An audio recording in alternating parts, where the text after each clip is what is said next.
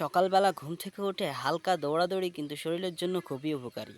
তাই সেই চিন্তা এবং ইনটেনশন মাথায় রেখে আমি সকালবেলা উঠে হালকা হাঁটতেছিলাম। তো চিন্তা করলাম এই সময় না হেঁটে হালকা দৌড়িয়ে নিই। তাহলে খুব অল্প সময়ের ভিতরে শরীরের অনেক বেশি ক্যালোরি আমি বার্ন করতে পারবো।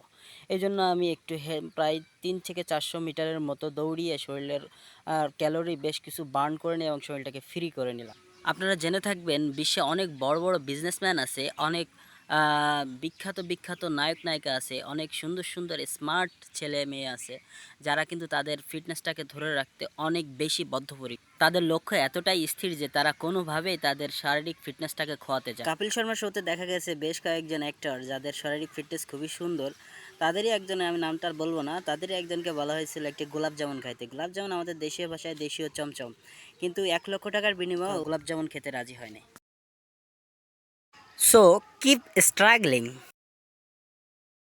গাইস, প্রথমে ৩ সেট বুক ডাউন।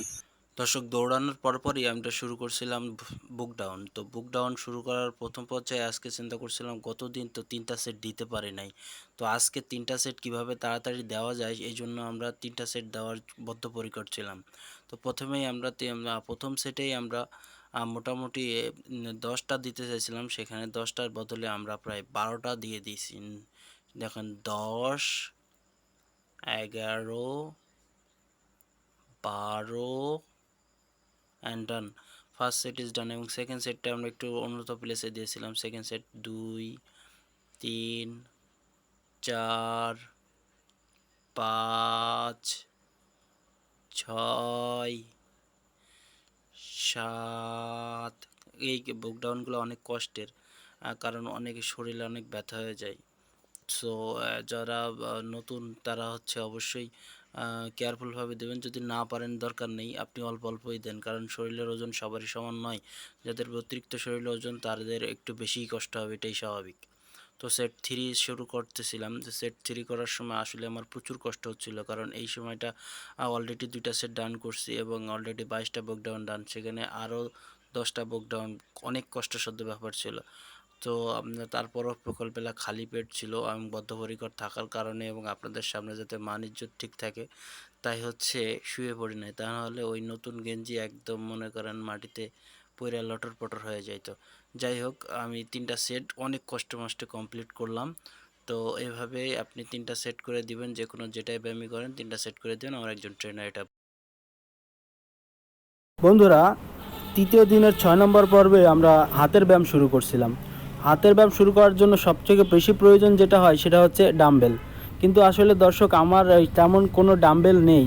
না থাকার কারণে আমার ছোটো ভাই এই ডাম্বেলটা ইউজ করে এবং অনেক দিন ধরেই সে এটা ব্যবহার করে, যার কারণে আমার আর কোনো অপশন ছিল না। তাই আমি এই ভারী ডাম্বেলটা নিয়েই ডাম্বেল হ্যান্ডের ব্যায়াম করাটা শুরু করে দিয়েছিলাম। তো হাতের ব্যায়ামটা দেখতে আসলে অনেক ইজি মনে হচ্ছে, কিন্তু আসলে বিষয়টা অতটা ইজি নয়।